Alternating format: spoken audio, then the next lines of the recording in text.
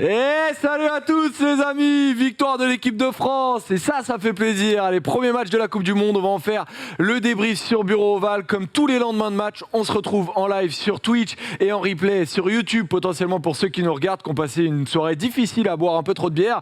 Et bien il y a possibilité du replay. Et ben oui, c'est ça la vérité de YouTube et c'est quand même pas mal. Donc c'est un plaisir de vous retrouver bien évidemment. Et pour débriefer ce match, cette victoire des Français contre la Nouvelle-Zélande, je retrouve Aymeric pour démarrer. Bien évidemment, on va tester sa voix. Elle était difficile la dernière fois qu'on l'a croisé. Il a perdu sa voix sur la preview face à Alex. Est-ce que, mon Aymeric, tu as retrouvé ta voix? Impeccable. Ah ouais. Non, ça va être compliqué, mais sachant qu'en plus, on part sur un beau marathon. Il y a un beau week-end. Il y a 3 matchs que je vais commenter sur ma chaîne, puis sur ma chaîne de Rivenzi aujourd'hui. Tu vas te régaler. Bon bah écoutez, je joue blessé. Tu joues blessé. Et je suis très content de revoir Fab. Et donc effectivement, tu le dis, Fabien Doré qui est parmi nous. Mon Fab, c'est un plaisir d'être avec toi. Hier, on a donné de la voix sur Winamax. Est-ce que toi, tu as un peu de voix, un peu d'énergie quand même? Ouais, non, l'énergie est à fond, la voix est un peu raillée, mais ça va rentrer dans l'ordre et j'ai hâte de débriefer ce match avec vous. Il va jouer blessé au bout d'un moment. Non mais clairement, mais voilà, victoire 27-13, c'est un peu aussi pour ça qu'on n'a plus vraiment de voix, on a le sourire, on a le smile parce que il y a eu victoire quand même et c'est peut-être ça le plus important. Alors c'est vrai que le match n'a pas été parfait, on va le débriefer, on va regarder voilà, sereinement, honnêtement, le contenu de ce match-là. Il te manque le point de bonus offensif. Exactement.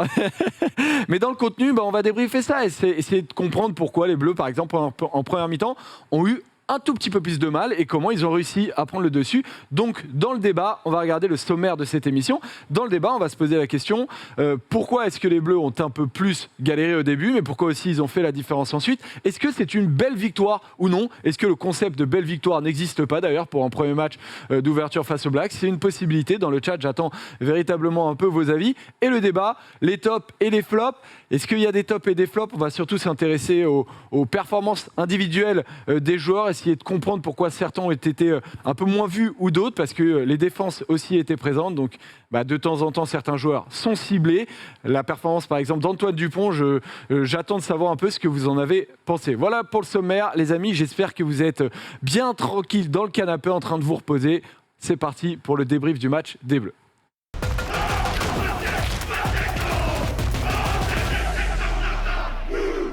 Débrief du match des Bleus et la première question que j'ai envie de poser, 27-13 les amis, pas 29 parce qu'apparemment la dernière transformation n'est pas passée. Non mais en vrai c'est incroyable, ils se sont un peu engueulés je crois les deux en bas, il y en a un qui a levé pas l'autre et puis à la fin je crois qu'il y a eu de la VAR ou un truc comme ça. En fait le truc c'est qu'elle est au-dessus du poteau. Ouais et ça Et... pas assez haut les poteaux. Bah ouais, c'est fou quoi. Ouais, c'est un truc de ouf. C'est fou. Jaminet à 0%, ça lui nique ses stats quand même. Ouais, c'est vrai que du coup, après il met un essai du coup, mais bon. Mais effectivement, c'est dur. Mais voilà. Donc 27-13. Aymeric, la première question, c'est la victoire, elle est là. Et c'est quand même ça le plus important. Bien sûr. Bah t'as gagné et puis t'as été dominant au final. C'est-à-dire que la victoire, elle souffre d'aucune contestation. Je pense pas que les All Blacks se lèvent ce matin en se disant on s'est fait voler. Donc c'est ça qui est important. Tu bats les All Blacks en ouverture. Les All Blacks qui n'avaient jamais perdu en match de poule de Coupe du Monde. C'est historique, hein. Donc ça reste historique. Bien évidemment, on reviendra sur le niveau des All Blacks. Moi j'entends ce matin, les All Blacks sont morts, etc. etc. Je suis assez d'accord sur le fait que c'était pas... Je pense que des All Blacks, on va dire, sans blessure, nous punissent bien plus fort. Mais cette équipe de France, moi je retiendrai un mot, c'est le mental en fait. Le mental, parce qu'il y a tout qui s'enchaînait pour que ça aille mal. À commencer par la Marseillaise. La cérémonie d'ouverture aussi. Non, la cérémonie d'ouverture, je ne vais pas la critiquer et tout. On aime trop critiquer, il y a du taf et tout. Moi je trouve ça je ok. la critique. Mais par contre, la Marseillaise... Il y a du taf, c'est vrai. Artistiquement, il y a du taf. Tu vois, en gros, la cérémonie d'ouverture n'impacte pas les joueurs. La Marseillaise impacte les joueurs. Ouais, je suis désolé, on est dans un match d'ouverture de Coupe du Monde, tu fais pas ça. Tu ne fais pas ça. Une Marseillaise en canon où les joueurs sont perturbés, ça les sort du match. Vraiment, je suis... Peut-être qu'il y en a qui trouvent que je m'enflamme, et peut-être que je m'enflamme, mais je demanderai à un joueur professionnel en face de moi. Mais quand tu mets du grain de sable, quand tu prépares une Coupe du Monde et que c'est le match d'ouverture et que tu as toute cette pression populaire, tu fais pas ça. Tu les mets dans les meilleures conditions, tu changes pas leurs habitudes. C'est quoi ça? Ouais, c'est sûr. Après, nous, quand on commentait sur Wina avec Fabien, c'est vrai qu'en fait, on avait le casque, mais on parlait en même temps, donc on n'entendait pas parfaitement. C'est vrai qu'on avait. On parle sur la Marseillaise, c'est vous. Ouais, voilà. Mais sur la Marseillaise, en fait, on voyait un faciès qui était de. Oh, on parle sur la Marseillaise, il n'y a pas de problème. Pas de problème. Mais non, mais tu veux faire comment en live? Non, mais, on n'a pas le retour, on pouvait pas mettre le retour. Et on marche sur le drapeau aussi. Ouais, exactement, bah, pourquoi pas. Et donc, effectivement, bon, il y a victoire. Mon Fabien, est-ce que pour toi, le plus important est la victoire sur un premier match de Coupe du Monde? Oui, d'autant plus que quand même, on a senti nos Bleus monter en puissance durant ces 80 minutes, en finissant très fort. On est tous d'accord pour dire que l'entame de match était poussive. On est rentré dans un match tactique où le jeu au pied, un peu ennuyant pour tout le monde, est passé par là. Bon, écoutez, notre équipe de France a su imposer sa puissance collective au fur et à mesure que les minutes passaient. Et c'est ce qu'on va retenir aujourd'hui, ce matin pour le briefing. Et puis on a hâte des prochains matchs parce qu'on sait que l'équipe de France va être de plus en plus forte. Ouais, 62% d'occupation côté du 15 de France. Ça va être intéressant d'analyser le jeu des Bleus. On va regarder une déclat d'Antoine Dupont à la fin du match pour parler de ce score. Parce que lui, à la fin, il dit voilà, on en colle quasiment 30, notamment au Black. Alors, le tarif de l'équipe de France. Le tarif de l'équipe de France, c'est un match moyen de notre part. Et on met voilà, presque 30 points au All Black, dit Antoine Dupont. Fabien, c'est vrai que ces Bleus-là, comme il dit, ont été. C'est lui qui le dit, hein, c'est pas moi. Antoine Dupont dit on a été plutôt moyen. Mais à la fin, la différence de points, elle est là et tu gagnes. Avec un bel écart face au Black, quoi. Voilà, exactement. On en met presque 30, on gagne plus 14. Donc ça montre aussi peut-être la classe d'écart entre les deux nations hier soir. Les deux équipes ont eu du mal à installer leur jeu, mais il y en a une qui a été plus efficace que l'autre. On va peut-être parler aussi de la discipline de l'équipe de France qui a dû vraiment faire la différence. Seulement 4 pénalités contre nous, dont une très très facile quand Aldrit part avant le jeu au pied de Jalibert pour le coup de renvoi. Donc franchement, Cross, non? Ah ouais. Moi, Ils ont filmé Cross, mais ils ont aussi. Bon, bref. Ok. Et de toute façon, on voyait rien. La réalisation était tellement merveilleuse. Exactement. Mais la réalisation, ça a rendu le match compliqué à suivre. Hein. Le premier essai, on a mis 15 minutes à le revoir. En fait, les replays, ils ont fonctionné à partir de la 67e. Mais c'est démentiel. En fait, moi, je crois que c'est une réa indépendante. Hein. Je crois que c'est pas TF1. C'est pareil dans le monde. Mais c'est partout honteux. Dans le monde. Voilà. C'est honteux. Ouais. C'est une Coupe du Monde, c'est France All Black.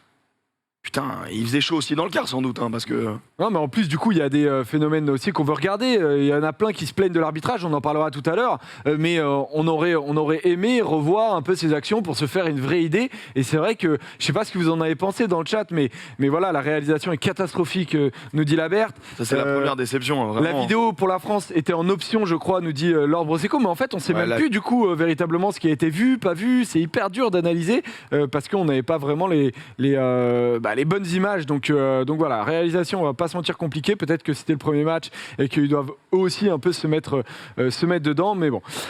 Sur ce match-là, du coup, on va le prendre un peu de manière chronologique parce que c'est vrai qu'il y a eu une équipe de France en première mi-temps et en deuxième mi-temps. Et donc, on a assez souffert en première mi-temps. Aymeric, comment est-ce que tu expliques cette première mi-temps compliquée de la part des Bleus? Match d'ouverture, finalement, on n'est pas hermétique à la pression. À un moment donné, il y a tous ces faits de jeu qui font que.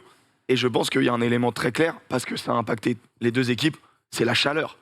Hier, apparemment, dans le Stade de France, c'était un four micro-ondes. Ouais, Antoine, qui est en régie, là, qui est notre chef d'aide, y était et me disait qu'il faisait 36 en ressenti pour ceux qui étaient dans les tribunes. T'imagines sur le terrain, tu cours. Antonio, tu les vois comment ils étaient trempés, et ça explique également énormément. Moi, j'ai revu le match, et du coup, je me suis dit, mais il y a tellement de fautes de main, mais qui est pas propre à leur technique. Et vraiment des ballons qui glissent, des ballons au contact. Et tant mieux pour nous, parce qu'il y a 2-3 ballons All Black qui nous rendent à l'entrée de leur 22, Vailly, etc. T'es en mode, c'est pépère. Mais il y a eu tellement de fautes de main, je pense qu'il y avait de la moiteur. Et ça explique le côté un peu technique pauvre de cette première mi-temps. Et donc, du coup, pas de lancement, beaucoup de turnover. L'équipe de France qui sait pas faire 2 temps de jeu. Je pense que vous étiez comme moi, on pète un câble. Mais en vrai, les conditions de jeu et le décorum d'un premier match de Coupe du Monde, des fois engendrent des petites purgeasses, et donc on rentre dans un rugby stratégique. Moi, je suis sorti du match, j'ai vu un beau match de tennis. Mais c'est pas péjoratif, parce que moi, j'adore ça. Et je reviendrai sur les échanges de coups de pied.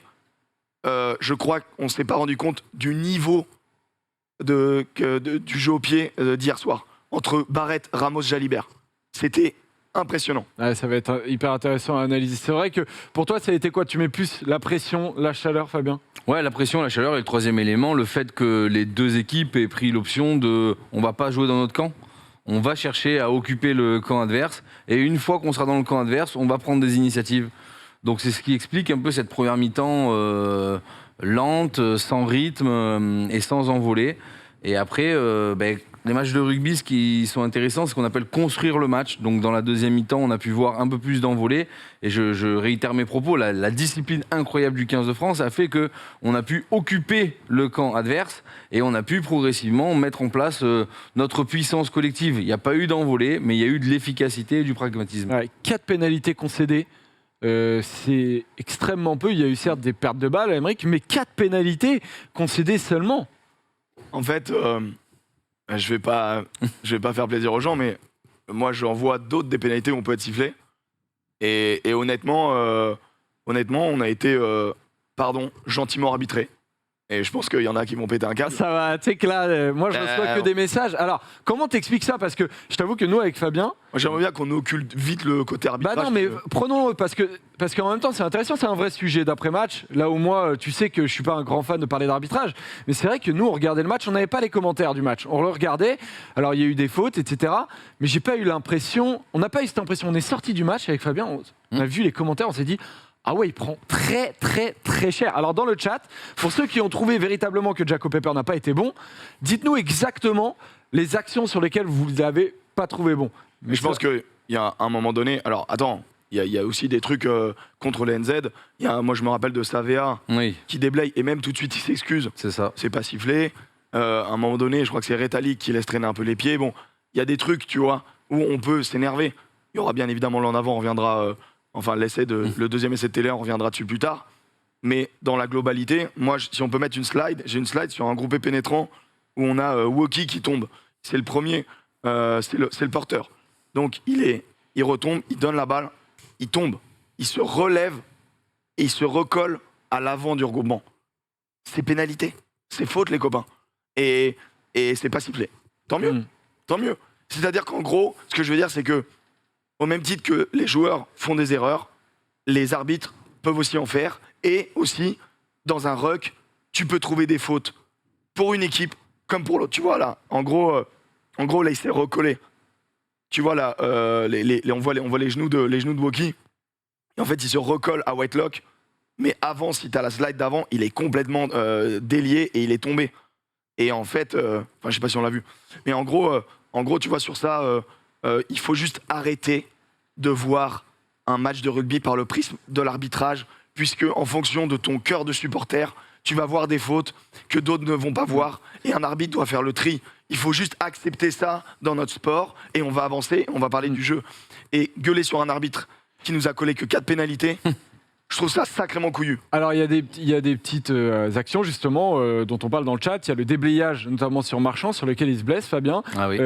Ça, comment toi t'as envie que ce soit légiféré? Là en l'occurrence c'est pas revu, c'est pas carton jaune. C'est vrai que se faire déblayer comme ça, t'es souvent allé au grattage toi. Oui voilà, pendant les matchs. avec moins d'efficacité que Julien Marchand quand même, mais j'avais à peu près le même physique que lui, donc potentiellement les mêmes dispositions. On veut se faire déblayer dans l'axe. Là, c'est vrai qu'il n'y a pas eu de ralenti, notamment durant le match, de ce déblayage qui est très dangereux parce que dans le sens où l'opposant de Marchand, le talonneur, il lui tombe sur la jambe. Il le fait vriller et il lui tombe sur la jambe et met la jambe en porte-à-faux. On a vu notamment ce geste un peu... C'est vraiment un geste sale, hein, dans le sens où ça fait très mal à l'adversaire. Jefferson Poirot l'a vécu à la première journée de top 14 contre le Racing Métro. Boum, carton rouge immédiat pour le deuxième ligne du Racing. Et ça, c'était pas très fair de la part du Néo-Zélandais et ça a certainement amené la blessure de Julien Marchand qui risque d'être longue et qui risque de compromettre sa Coupe du Monde à domicile. Voilà. Pour balayer cette histoire d'arbitrage, on peut juste parler justement de cette histoire de deuxième essai des Blacks. Donc Antoine, si tu peux mettre potentiellement la photo, est-ce que tu as pu l'envoyer Fabien, la photo justement de cette passe qui est arrivée jusqu'à Téléa, donc retour de deuxième mi-temps, et on a donc une passe. Voilà la trajectoire de la passe. Donc en théorie, je dis bien en théorie, en avant. Maintenant, la théorie se télescope à la science, on va dire, avec cette histoire d'inertie. Je sais que vous n'êtes pas d'accord, les gars. Aymeric, pour toi, c'est pas en avant. Non, c'est pas en avant, c'est une passe très à plat. Le problème, c'est que tu vois la longueur de cette passe, elle fait 25 mètres. Elle fait au moins 20 mètres. Et en gros, faut savoir qu'un joueur en mouvement donne de la vitesse au ballon. Et en fait, dans l'observable, c'est hyper dur. En fait, je comprends que les gens soient énervés, parce que c'est hyper dur mentalement de se dire « Attends, mais il envoie la balle là, on me dit qu'il faut qu'il envoie une balle vers l'arrière, que le ballon doit aller en arrière au rugby. » Mais en fait, le ballon, il ne doit pas aller en arrière. Il doit être envoyé en arrière. Et c'est ce que fait Ioane. Ioane, il envoie une passe à plat, il faut regarder les mains. Et le truc, c'est que Ioane met de la vitesse. Et regardez, si vous voulez conserver un observable un peu plus logique, regardez où termine la course de Ioane par rapport au ballon. Et Ioane termine sa course dans les 22 mètres. Ce qui veut dire quoi? Ce qui veut dire que, pris par son élan, Ioane, après, il continue pas d'accélérer. Hein. Il décélère tout de suite une fois qu'il a fait sa passe. Pris par son élan, ça l'emmène 4-5 mètres plus loin. Donc le ballon, forcément, les copains, pris par son élan aussi, puisque le ballon a donc de la vitesse, il en est 4-5 mètres plus loin. Et ça se voit encore plus sur une passe de 25 mètres.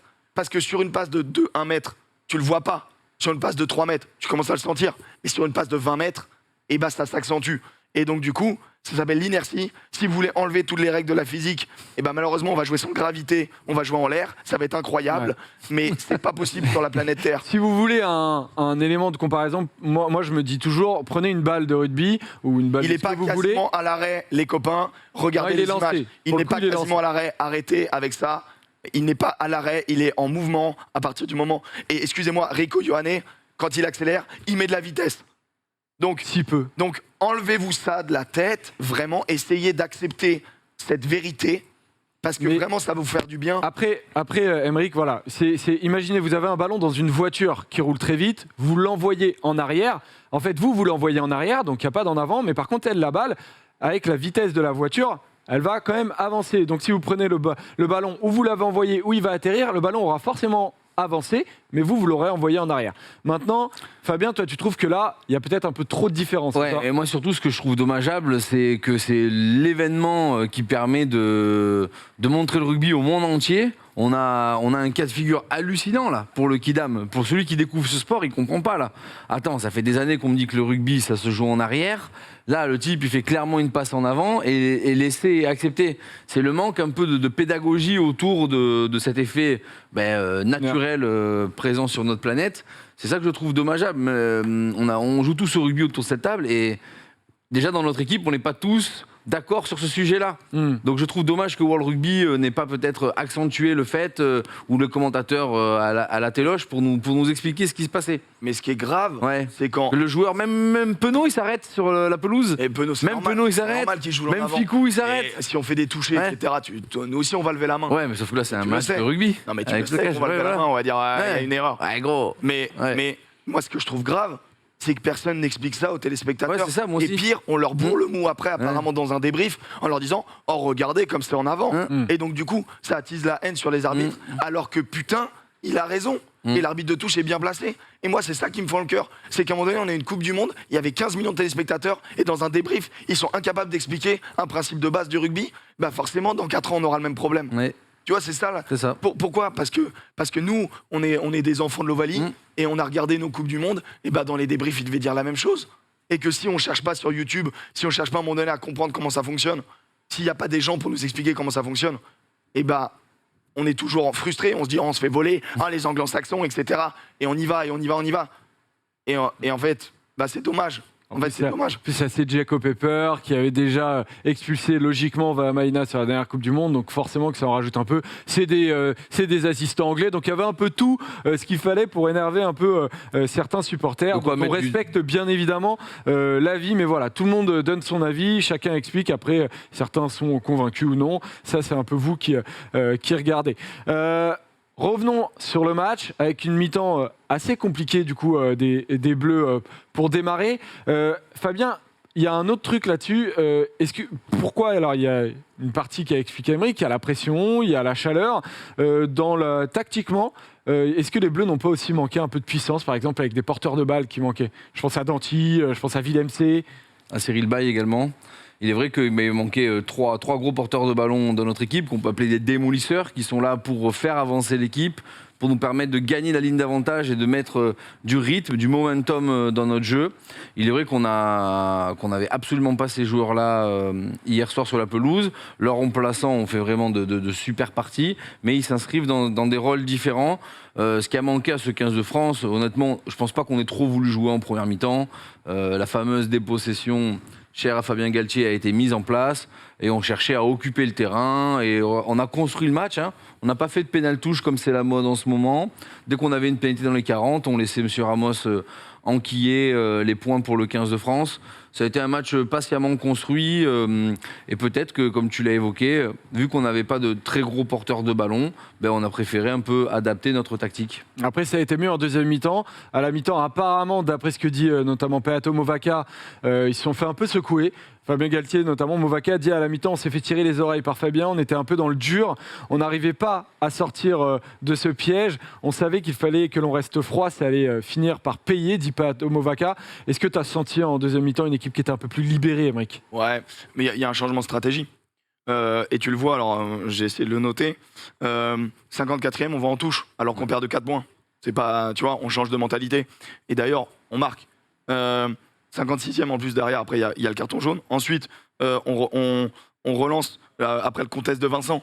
On joue vite, on veut les mettre dans le chaos. C'est ça, l'équipe de France a voulu jouer les Blacks dans le chaos. On a voulu les amener au point de rupture. C'est là où ça a été grand. Et bien évidemment, le jeu. Mais alors, toi, t'as dû kiffer. Le jeu 8 de Movaca. De Movaca, incroyable. Bien évidemment que c'est incroyable, tu vois. Et en gros, il y a eu cette volonté-là de jouer les ballons. On les accule et on les met dans le chaos, on les met dans le désordre. Et c'est pour ça que c'était un match qui était difficile aussi à digérer et à voir, parce que on veut jouer dans le bordel, on veut les amener, on veut les déstructurer. Est-ce que tu arriveras à faire cette stratégie-là contre une équipe extrêmement bien calibrée comme l'Irlande ou l'Afrique du Sud? Peut-être pas. L'Afrique du Sud peut-être un peu plus, mais l'Irlande, peut-être pas. Mais contre les Blacks, ça a bien fonctionné. C'est une équipe de chaos qui adore ça, mais on les a amenés au point de rupture du chaos parce que je pense que malheureusement, il leur manquait trop de joueurs. Fabien, qu'est-ce qui a changé entre la première et la deuxième période? Tout simplement le fait qu'il fallait prendre aussi le match, il fallait chercher la victoire. Quand on perdait 13-9 à la 50e, ils nous ont encore douché dès le début de la deuxième mi-temps. Il fallait aller chercher le match un peu avec de la foi, du panache, comme dirait notre cher Aymeric. Et c'est notamment peut-être ce qui a amené les Bleus à choisir la pénal-touche plutôt que de prendre 3 points et de gagner à la Britannique ce match-là. Donc c'est vraiment ça qui a changé. Et puis, on sait que le 15 de France marque 30 points en moyenne par match et ils construisent constamment leur partie. Enfin, pour moi, j'ai l'impression qu'ils ont été sereins, que c'est plus ou moins un scénario de match qu'ils avaient imaginé. Quelque chose de cadenassé dans un premier temps. Tu sais, quand on joue à Football Manager, on peut mettre le truc rigide, on peut mettre le truc souple. Ah, c'est ça. Peut-être qu'ils étaient très rigides en première mi-temps à suivre le plan de jeu, à vouloir occuper le camp adverse et que en deuxième période. Ils ont subi aussi physiquement. Ouais, c'est sûr. Tu vois, le cool break et tout. Antonio, il est rincé. Ah oui, il est trempé. Le pauvre, il est rincé d'entrée. Ouais. Tu les vois en face de goutte, il est pas bien. Même Scott Barrett, il fait un bon match, mais il est pas bien non plus. Tu vois vraiment sur les visages, ils sont marqués par la chaleur. Je pense que ça a vraiment empêché ce match de partir sur une énorme intensité d'entrée de jeu. Et ce qu'on attendait tous quand on a vu le tirage au sort, on croyait qu'il allait y avoir 40-30 d'un côté ou de l'autre. Bon, après, il y a la réalité du jeu, c'est le premier match de la Coupe du Monde. Ils ont encore un mois avant le match phare qui sera le quart de finale pour la Nouvelle-Zélande et la France, très très probablement. C'est là où il y aura le pic de forme rugbystique, physique et mental. Donc, et on s'enlève vraiment un gros poids avec ce 8e de finale contre l'Italie, qu'auront les Blacks. et techniquement pas nous, sauf énorme surprise contre l'Uruguay et la Namibie. Exactement. Il y a un secteur de jeu hyper intéressant à analyser, c'est la défense, les gars, avec des stats un peu paradoxales. Ouais. Déjà, on va regarder les plaquages. Oui et non. Oui, c'est pour ça, oui et non. Ça va être intéressant d'essayer de comprendre comment on a pu être aussi catastrophique, notamment au plaquage, et finalement ne prendre assez peu de points. On va regarder ces stats au plaquage avec les Bleus qui ont raté. Alors moi, j'ai ces chiffres-là, il y a eu des stats qui étaient un peu révisés. Au début, j'étais un peu étonné. Mais les Bleus ont raté 32 plaquages, 17 en première période, 15 en seconde. Et ça, c'est des stats... les gars, de quoi ? Une bonne moyenne du coup. Une bonne moyenne, c'est vrai qu'autant en première qu'en deuxième. Mais c'est vrai, Fabien, c'est pas des stats attendues. Je pense que Sean Edwards, il devait fulminer. Ah ouais, c'est sûr que là, c'est surprenant d'atteindre un tel niveau d'échec à ce niveau-là, un tel niveau de préparation. Bon, après, j'ai l'impression qu'on compte un plaquage loupé quand on met une épaule et qu'on ne termine pas le... Ouais, j'ai du mal à voir comment ils comptent parce qu'il y a des trucs des fois... Parce que franchement, quand tu loupes un plaquage, normalement, t'es percé plein champ ou c'est ton collègue qui vient de te sauver juste après. Donc là, c'est peut-être des plaquages non terminés. Voilà, si on joue un peu sur après, le... Genre Marc Téléa. Oui. Avec 3 raffus, Oui. est-ce que c'est 3 plaquages ratés ? Exact. Bah, en tout cas, il a 11 défenseurs battus à la fin du match. Et 11 Donc, défenseurs battus, oui. mais combien de mètres, tu vois, vraiment Exactement. où il avance ? Ouais. Oui, ou Penaud aussi, il en a battu des défenseurs sur son tour du périph'. Ah ouais, mec. Après, c'est vrai qu'on va voir sur la Coupe du Monde globalement comment sont prises en statistique ces éléments et on va voir si c'est une dominante ou non. Mais Emerick, quand même, on a vu des plaquages manqués. Fabien, on a vu des plaquages manqués qui étaient quand même pas... étonnant, quoi, disons. Notamment les arrières français, que ce soit Moefana en rate 2 ou 3, je sais plus. Ficou, c'est pareil, il en rate 4. Jalibert, il en rate 3, 4, dont 3 sur une même action. On a vu des joueurs ne pas être totalement dedans défensivement en première mi-temps, notamment. Ouais, ils n'ont pas maîtrisé totalement leur sujet. Donc, écoute, ça nous a été absolument... fatal sur la première percée. Là, personne loupe de plaquage, mais le mec il perce plein champ, donc c'est peut-être encore pire. Chaque joueur se trompe sur quel est le défenseur qu'on doit voir. Voilà. Et je pense qu'il glisse pas. Et... Mais là aussi, on a manqué de Toi, t'as ralenti. Moefana ou Ficou d'ailleurs sur la première action ? Moefana, je pense. Moi, pour moi, j'ai envie de dire 50-50, mais un peu plus sur Ficou parce qu'on nous apprend à défendre avec le gars à l'intérieur. C'est-à-dire que Emerick, s'il se trompe un jour, c'est à toi de prendre le gars d'après Emerick. Du coup, le gars à l'intérieur, c'est Moefana. Non, mais en fait, si tu veux, Ficou, il doit défendre avec son gars à l'intérieur. Donc si Moefana il fait le choix de prendre le 10 au lieu du 12, Ficou il doit tourner aussi à l'intérieur et il doit pas laisser cet espace béant qu'on a pu voir. Après il y a une combi qui est parfaite aussi du côté des Blacks. Avec plusieurs options et il a choisi la bonne. Mais bon, ça nous a pris à froid. Exactement. Un petit peu, ouais. Estelle plus rapide de la Coupe du Monde. Ah ok. Mais non. Ouais. Putain, c'est ouf. Et encore une stat pour la France. Ouais, exactement. Pour l'histoire. On prend les amis. Mais donc un domaine défensif. Tu vois, on parle de victoires rassurantes ou inquiétantes.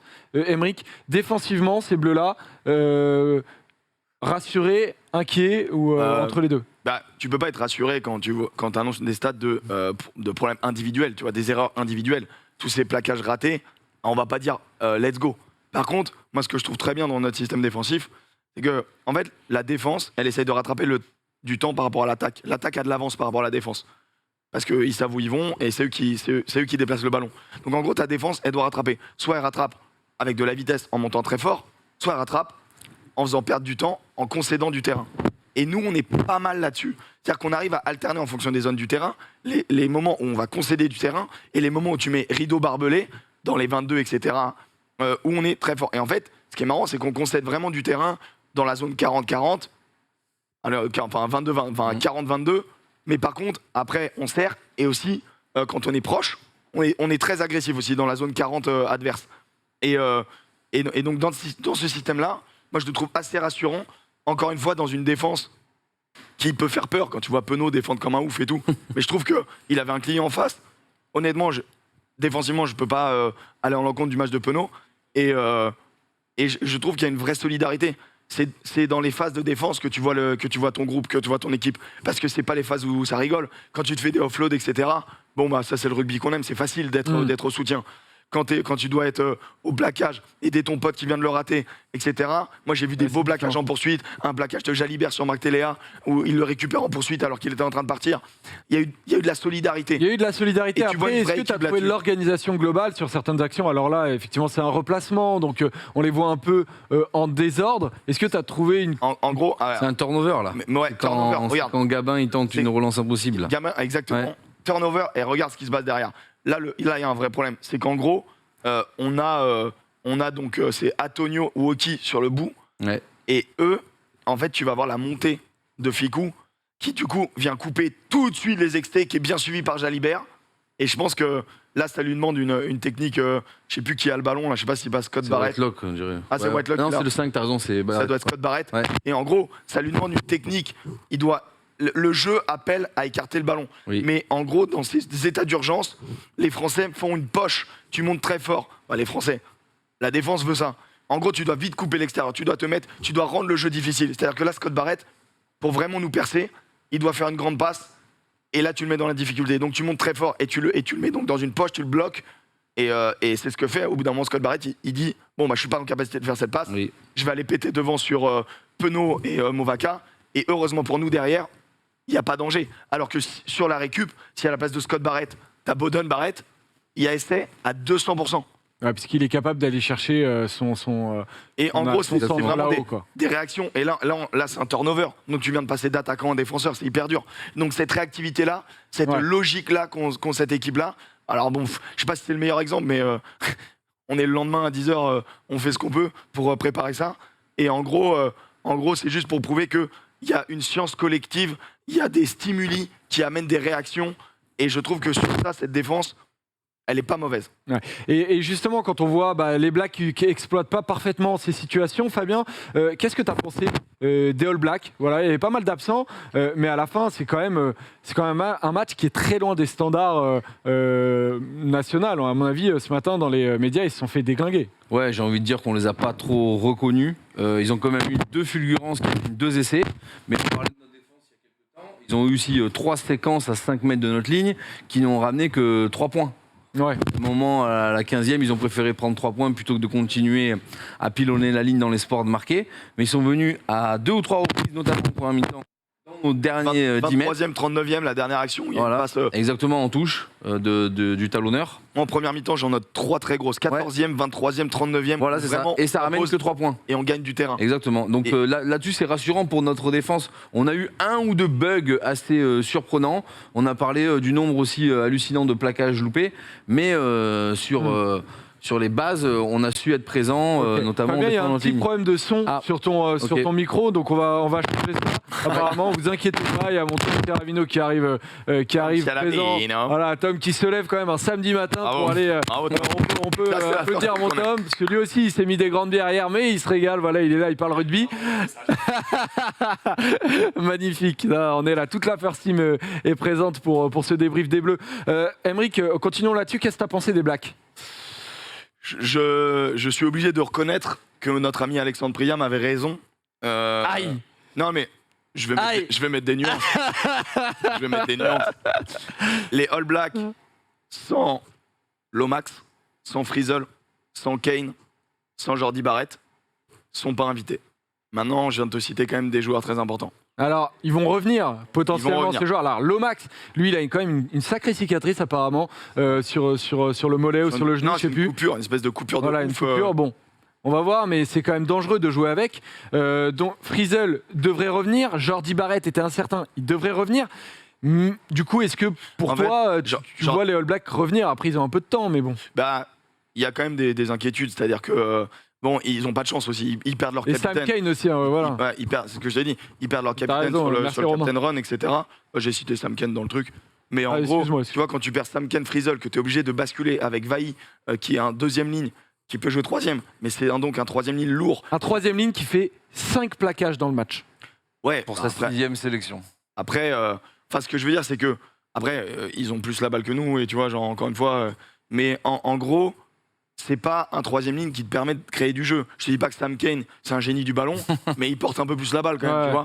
tu vois. Papali, qui est plutôt un ferrailleur, bah, c'est pareil, on lui demande de prendre le poste de 7, qui est un peu plus offensif, on va dire, dans les troisièmes lignes. Et Et donc, du coup, ils ont eu vraiment un souci devant, une réorganisation. C'est Retallick qui ne devait pas jouer, donc qui revient, il n'est pas à 100%, qui Bien finalement sur le rentre banc. à la fin, etc. Tu vois, on va dire qu'ils étaient salement diminués.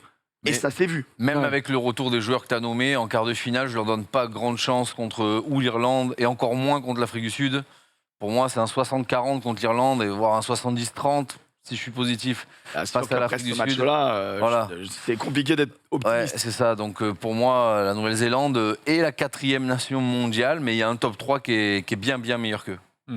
Donc voilà pour ce match-là, les amis. Est-ce que vous êtes plus rassurés ou inquiets? Dites-nous dans les commentaires en live sur Twitch ou alors carrément donnez-nous aussi votre analyse de ce match-là sur YouTube en commentaire, les amis. On prend avec grand plaisir. On va continuer ce débrief-là en parlant des perfs individuels et notamment un truc qui va être intéressant, bien évidemment. Le match de Jalibert, le match de Dupont et le match du banc aussi. On va voir, c'est très intéressant. C'est parti.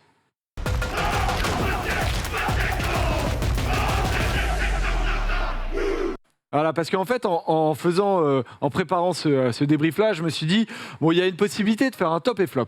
Et en fait, je sais pas vous les gars, mais à la fin du match, moi j'ai eu beaucoup de mal à choisir des vrais tops et des vrais flops. Ah ouais, moi j'ai T'as de la matière, toi. j'ai 3 vrais tops, hein, vraiment. Allez, c'est parti. Bah, très intéressant, je t'écoute alors. Bon, alors ça c'est comme d'habitude Antoine Mazer qui met. Non, ses je crois que propres c'est les tops. tops. c'est Je crois que c'est les tops de Ah, ok. Fabien. Ah ouais. Il n'y en a aucun des 3 pour toi. Si, il y en a un. Ah, Mais il y en a 2. Vas-y, Fabien. Allez, je te coupe la. Vas-y. Je grille la priorité. Bah écoutez, Peato Movaka, on va le mettre à l'honneur parce que rentrer en cours de jeu, enfin sitôt dans un match à la Il faut 10e savoir minute. que Fabien Doré était talonneur. Hein. Voilà. Donc voilà. Ouais, Donc, mais j'ai encore plus en de. vrai, talonneur ou pas talonneur, Ouais. c'est Non, mais incroyable. je rigole, tu mets une Exactement. pièce. Rentrer à la 10e au pied levé, remplacer son pote avec qui on est en club et en sélection et faire un match de si haute facture, 70 minutes avec cette moiteur dont on a tant parlé, cette chaleur. Et puis Non mais taper son Axel à la Voilà, c'est ça. 16e. il a assuré les bases du poste, un lancé un poil haut pour Woki. Ouais, donc- Mais à part ça, putain, mais quel brio ce joueur et quelle audace de jouer vite cette pénalité. Et le petit par-dessus, Voilà, à un moment donné, par-dessus, sur la oui, touche, c'est vrai. Le 2 avec contre Dupont. 2 dans les 5 mètres. Non, franchement, c'est un super joueur qui risque de prendre le numéro 2 pendant au moins jusqu'au quart de finale, Bah, ça, on va dire. voir. Hein. Là, encore Voilà. une fois, on est en lendemain de match. On Exactement. ne sait pas vraiment ce que Julien Mais Marchand voilà, a. c'est quoi. un véritable numéro 1 bis et il a su montrer à tout le monde qu'il pouvait mériter également ce numéro 2 sous le 15 de France. C'est pour ça que je voulais le mettre à l'honneur pour Et toutes c'est les pas raisons que je viens d'évoquer. Grégory Aldrit a été élu homme du match. C'est un top pour Fabien aussi. Emeric, t'en penses quoi? Homme du match, je comprends pas, mais qu'il soit dans les tops de Fab, ça me dérange pas du tout. Je comprends. C'est logique. Et on l'a vu dans un autre Je registre le mets que pas dans le d'habitude. top, mais Voilà. en vrai, Ouais. moi ça me dérange pas. On l'a Il vu fait dans il un fait autre match très registre, solide. voilà, plus défensif qu'offensif. D'habitude, c'est lui qui porte le ballon et qui fait avancer l'équipe de France avec les Will MC, Baye et Dantic, tu as pu évoquer tout à l'heure. Donc là, on l'a vu en capitaine courage en défense. On l'a vu s'opposer à Ethan de Groot en première mi-temps et avoir du mal à repartir après ça. Il a été top. Et puis après, j'ai voulu mettre Marc Téléa parce que ça a été un peu le seul joueur qui a crevé l'écran là, durant ce match. Kogan dans le chat nous parle d'un mec qui est effrayant. C'est vrai qu'il a des sacrés appuis, quoi. Ouais, exactement. Et puis 11 défenseurs battus. Donc, waouh, c'est assez incroyable. En vrai, les deux ailes. Hein. Will Jordan Exactement. aussi, il a fait son boulot. Alors, Ouais. évidemment, on prend son jaune, etc. Mais il était. Qui coûte cher quand même. Enfin, qui coûte cher.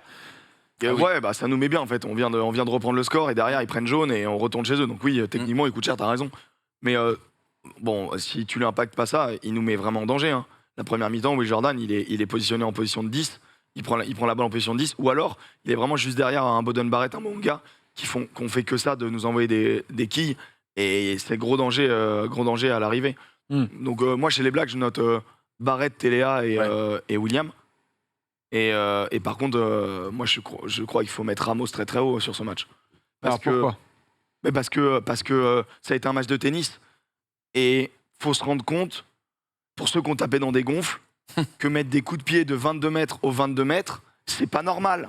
Et ils l'ont fait tout le match. Et Jalibert, pareil. Et le rugby est un gagne-terrain.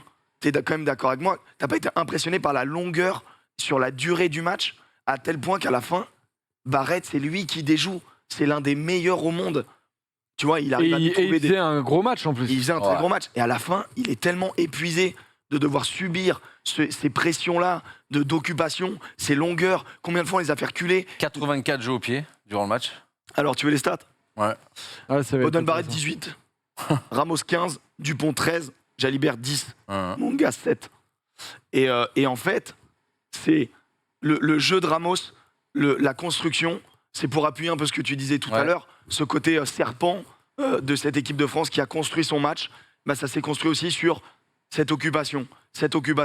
Et aussi avec les petits flottants de Jalibert qui ont trouvé du terrain, qui ont roulé, qui ont embêté Monga, qui ont permis à notre défense de regagner des mètres précieux. On parle de 4, 5, 6 Ouais. mètres, mais qui font la différence, qui font que tu es soit dans leur camp, soit dans ton camp.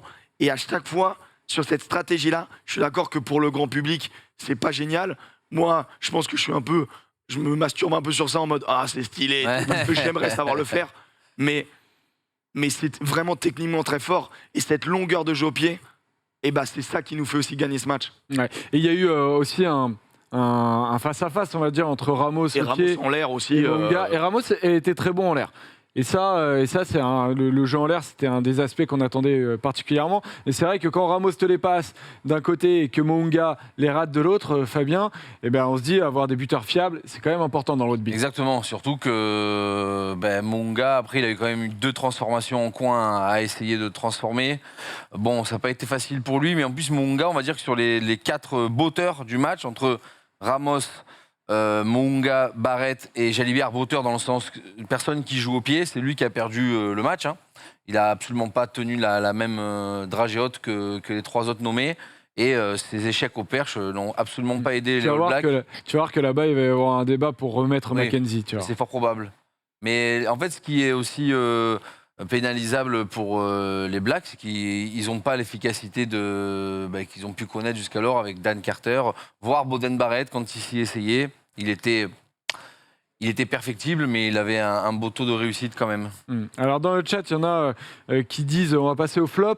Donc Ouais. voilà, ça c'est Richie Mounga du coup. On va passer au flop. Il y a Dim Crack qui parle de Villiers, flop perso.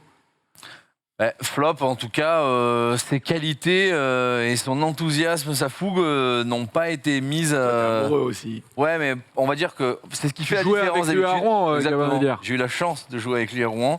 Il a le même jeu qu'à l'époque. D'habitude, ça marche. Hier, c'est vrai que ça n'a pas marché. On a vu notamment tout à l'heure, quand on a parlé de la situation défensive, il a tenté un peu une relance folle. On a pris un contre-ruck. 2-3 fois, il est venu mettre dans le trafic. Il a été reçu et renvoyé. Non, aujourd'hui, c'est vrai que Gabin, il n'a pas eu de C'est dur. chance Moi, dans je ses trouve ça initiatives. dur parce qu'ils ont tous fait leur connerie à un moment Ouais. donné et tout, tu vois. Peut-être un peu plus lui. Je sais pas, Damien Et Penaud, demain. j'ai Ouais. mis une slide. J'ai une slide de là, Du Tour du Périph'. 35e 29, mon Antoine. Ah, c'est pas celle du Tour du Périph'. Bah si, c'est un peu Ah. le périph', ouais. Ah, il a fait des travers. En gros, Bon, après, lui, au rugby, quand t'as un ballon de récupération, en plus Aldrid venait de s'éclater l'épaule à le récupérer Oui. celui-là, on joue vraiment, il y a quasiment que des avants face à Ramos, Ouais. Dupont, plus Villiers. Ouais. Et il la garde. Et il la porte, Mm. et tu te dis, mais mec, donne-la, je t'en conjure, Antoine Dupont va faire l'amour à tout le monde Mm. et va faire marquer Gabin Villiers. Ouais. Et du coup, c'est assez voilà. Tout ça pour dire que j'incrimine pas Oui. Penaud. Il a encore mis son 30e essai, il est incroyable. il alterne le n'importe quoi avec le merveilleux. Je peux pas le critiquer.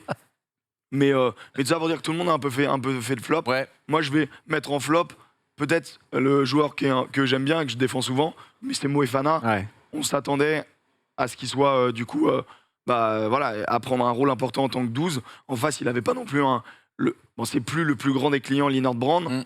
Et malheureusement, je trouve que sur la première, moi je lui impute la première percée. Et après, dans le match, je le trouve OK plus, tu vois. Sans... Ouais, c'est pas un numéro 1 bis, comme peut l'être Movaka, comme peut l'être. Ouais, je m'attendais à un un surplus. step, C'est un match pour lui, tu vois. C'est un match où tu dois. Match Ouais. d'ouverture contre les All Blacks, Coupe du Monde chez toi. T'as un blessé, c'est à toi, tu prends le maillot. Il l'a pas trop pris. Voilà, il y a des chances. Il y a une slide, Emric. Alors c'est toi qui l'as préparée. Ouais, Je en ne sais gros, pas ce que ça veut Ok, dire. c'est ce que je t'explique. Dis-nous tout. En gros, c'est juste pour te montrer que les All Blacks sont placés en 5, 3, 2 et 4. Ça, c'est le numéro des maillots. En France, donc là, tu vois celui qui lève la main en haut, en bas, c'est Dupont. À côté de Dupont, il y a Villiers. Et le mec qui est un petit peu derrière, c'est Ramos. Et celui qui prend la balle qui est entouré, c'est Penaud. Et c'est le moment où il fait son travers énorme, il passe devant tout le monde avant de se faire croquer par Scott Barrett. Et c'est tellement dommage parce que là, en deux passes, il la donne à Ramos qui attaque la ligne, qui la donne à Dupont. C'est avant contre 3/4. L'équipe de France. C'est là où l'équipe de France est perfectible. C'est là où des fois on se dit on était fatigué ou on n'était pas dans notre bon rythme. Tu te dis cette équipe de France là, on s'attend à mieux. Et c'est cool parce que même quand on s'attend à mieux, tu mets 27 grains au All Black. Et donc du coup, c'est pour prouver que il y a des ballons qu'on n'a pas su exploiter. Et les turnovers, normalement, l'équipe de France, elle s'en régale. Là, on les a mal exploités sur ce match.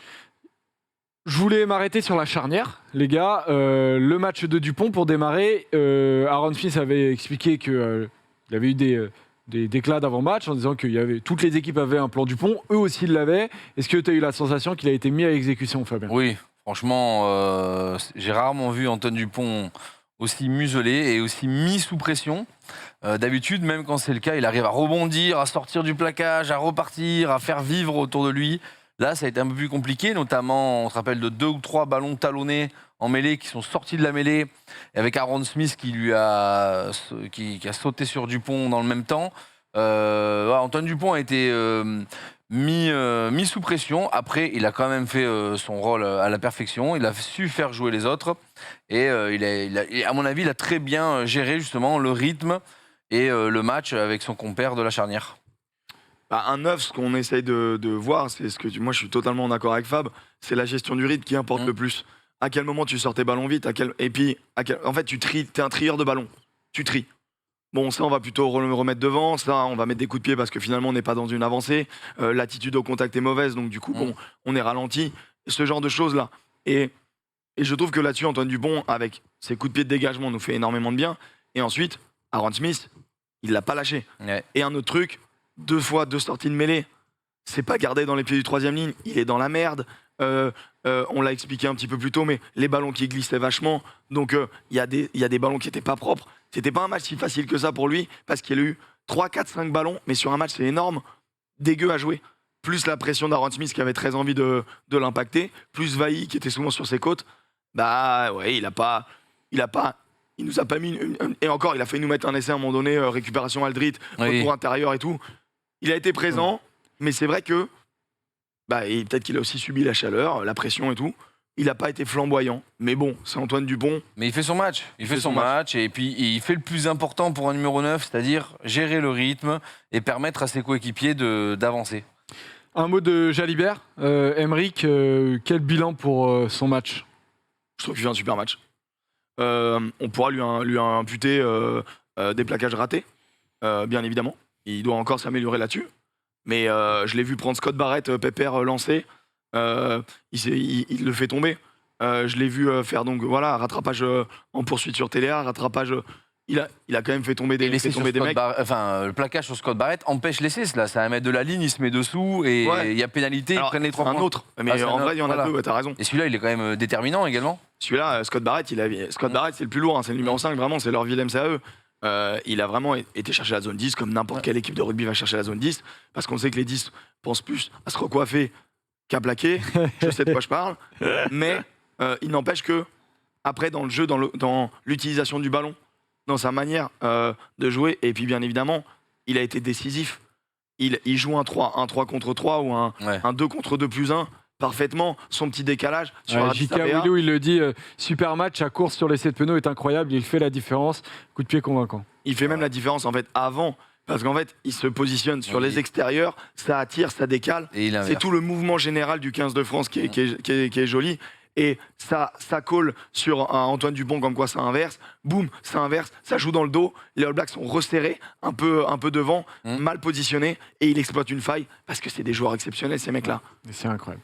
Voilà les gars, alors Antoine me dit dans l'oreillette J'ai 2 flops, si tu veux, surprise. Alors vas-y, mon Antoine, on va te juger. Participe à cette émission. Tu es avec nous. Flop. Ah, la Marseillaise. Alors, On en a parlé. la d'entrée. Marseillaise, on en a bien évidemment parlé au tout début, mais c'est vrai que c'était pas dingue. Et la réalisation, on Eh en a oui. parlé bien évidemment aussi. C'est vrai qu'elle était pas dingue, mais on va espérer qu'il fasse un tout petit peu mieux. Merci Antoine d'avoir participé à cette émission. Mais c'est vrai, c'est pas faux, hein, cela étant, c'est pas faux. Dans le chat depuis tout à l'heure, j'aimerais juste terminer là-dessus. Parce qu'on a parlé de matchs inquiétants, rassurants, et je voudrais revenir là-dessus, c'est que je vois pas mal de commentaires, à raison, potentiellement, c'est que certains nous disent, Marty, notamment, tu disais tout à l'heure, et vraiment, on lit tous vos commentaires, donc n'hésitez pas. C'est dingue d'être Il y en a aussi qu'on rate dit... quand même. De quoi ? Il y en a qu'on rate quand même. Il y en a quelques-uns qu'on rate. On essaie de tout lire, bien évidemment. Mais Marty, tout à l'heure, disait, c'est dingue d'être aussi négatif après une victoire contre la Nouvelle-Zélande en ouverture de Coupe du Monde. Est-ce qu'on a le droit de noter ce qui n'allait pas, ou est-ce qu'il faut être Bah, positif ? T'as 2 clans. T'as le clan du on a battu une très faible équipe All Black et ils ont pas tout tort. C'était pas des grands All Blacks. Et puis t'as le clan de dire on a battu les All Blacks, c'est la première fois, c'est historique. Et quoi qu'il, t'as gagné ton match d'ouverture. Moi, je me rappelle d'un match d'ouverture contre l'Argentine. Bah, je préfère celui-là, tu vois. Donc, je pense que, comme souvent, c'est pas aux extrêmes, c'est au juste milieu. C'est-à-dire que on est très heureux. Cette équipe de France a prouvé un vrai mental parce qu'elle a été. Quand tu prends un essai dès la 2e minute, qui fait 35 degrés, que tu n'arrives pas à courir et tout, Que t'as un blessé d'entrée. que tu perds Marchand, un leader et tout, et ben forcément, t'es pas bien. Et malgré ça, tu gagnes ce match, tu es sûr de tes forces. Donc voilà, il faudra jouer bien mieux en quart de finale. Parce que bon, on est qualifié, il faut arrêter les conneries. Bon, j'espère pas nous jinx, mais bon, la On va regarder en même temps d'ailleurs le calendrier des Bleus pour voir les mais prochains voilà, matchs. je pense que c'est un peu au milieu. Mais en fait, Pas dans Flaman, mais on est très heureux d'avoir gagné, bravo. rugbystiquement, c'est encourageant, un petit 13 sur 20. Mentalement, là, on est entre 16 et 20 pour la note des Bleus, quoi. Le mot à la mode est de dire qu'on est résilient, mais ils l'ont vraiment été pour tous les éléments que tu as évoqués. Voilà, donc le calendrier des Bleus, c'est jeudi. Oui. Attention à l'Uruguay. Toi, c'est une équipe que tu adores, l'Uruguay que tu suis Non, c'est tout une au long de nation. l'année, C'est un Aymeric. C'est un pays que j'aime Alors, bien. ils en sont où les Uruguayens ? Ils sont... Ils sont à Lille, là, actuellement, à l'hôtel. Non, c'est pas ça. Bah, c'est une équipe très sincèrement, pour voir leur match, c'est compliqué. Maintenant, pour voir leur match de prépa, c'est une équipe qui, je pense, est au-dessus de la Namibie, mais c'est une équipe qui est faible.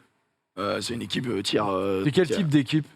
Enfin, c'est des avants dominants, c'est une équipe qui envoie du Tu jeu. vois l'Argentine ? Ouais. Bah, c'est un peu cet esprit-là, c'est-à-dire que derrière, ça peut envoyer du jeu, mais ça aime bien le combat devant. Ça aime bien C'est un le peu combat. cet esprit-là. De toute Ok. façon, les Sud-Américains, ils jouent un peu à l'Argentine, qui est un peu la manière de jouer, Ouais, l'exemple. Ouais. mais qui est pas non plus incroyable. Hein. C'est fort devant et Vaillant. et des petites pépites C'est ça. derrière, tu vois. Exactement. Mais Ah, mais il y en a qui honnêtement, sont étonnés de les savoir au-dessus de la Namibie. Notamment, Géo nous dit sérieusement, au-dessus de la Namibie. moi, je les mets au-dessus de la Namibie. Après, peut-être. Enfin, il y aura peut-être que- l'avantage, c'est qu'il y aura un match entre les deux. Exactement. Peut-être que, encore une fois, je me tromperais. mais pour moi, l'Uruguay, c'est au-dessus. L'Uruguay, ça a quand même, dans les qualifs, ça a quand même eu des résultats. Notamment, je crois que ça bat les États-Unis. Ça se qualifie vraiment proprement pour cette Coupe du Monde. Est-ce que ça va arriver fort ? Moi, je pense qu'ils sont moins forts qu'en 2019. Mais ça reste au-dessus de la Namibie. Par contre, c'est en dessous de l'Italie. D'ailleurs, ce sera le premier match des Uruguayens parce que là, ils sont exempts. C'est Italie-Namibie, l'autre match de cette poule. Et c'est à 13h d'ailleurs. Vous pouvez aller sur la chaîne d'Aymeric, Poney Club sur Twitch avec 3E. Et il va le commenter avec cette On verve fait qu'il tout. connaît et cet amour pour le jeu italien que tu as. Non, mais l'Italie, là, ils doivent en mettre. Ils doivent prendre un point de bonus offensif, c'est obligatoire. Et puis mettre la grosse équipe, donc c'est hyper intéressant. La Namibie, j'avoue que je vais pas faire le mec. Je sais pas, donc je vais pas m'avancer. J'ai très peu vu de matchs. Et je connais très peu de joueurs, donc je fais pas le mec. Voilà. Et quand on sait pas, on évite de. Enfin, on essaye. Un Et, maximum. et après, il y a quand même un Irlande-Roumanie, moi, que j'attends avec. grande impatience. Irlande-Roumanie, Australie-Géorgie. Australie-Géorgie, Angleterre-Argentine. Bah, on Vous a avez peut-être déjà les résultats alors vous regardez ce replay YouTube. On a hâte. Moi, je vois l'Australie supérieure, mais ça va être un match très intéressant. Est-ce que Ah, les ça va être Géorgiens peuvent taper à la porte du tiers 1 ? Vraiment, On va voir. on va voir. Et alors, toute dernière question, vous changez quelque chose vous changez quoi sur le 15 en vue du match contre les Uruguayens ? Je pense qu'on aura faire une équipe mixte comme on a pu avoir à Nantes ou en Homme-femme Écosse. Ah bah alors là, Je pense que. Comment te Bah, dire, à plus mon marche avis, sur les meilleurs.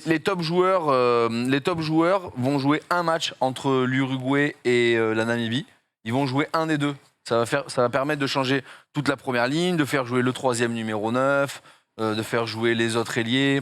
Donc, à mon avis, c'est vraiment une équipe mixte dans le sens où il y aura peut-être 6 titulaires de ce match-ci qui seront présents pour l'Uruguay et les 9 autres pour la Namibie. Voilà ce à quoi je m'attends pour les 2 matchs. Et jusqu'à équipe la Ligue. premium contre l'Italie. T'en penses Ouais, quoi, Aymeric ? exactement. Bon, je suis d'accord avec Fab, Ouais. et je pense que de toute manière, tu peux récompenser ton banc, qui a été quand même Exactement. très impressionnant.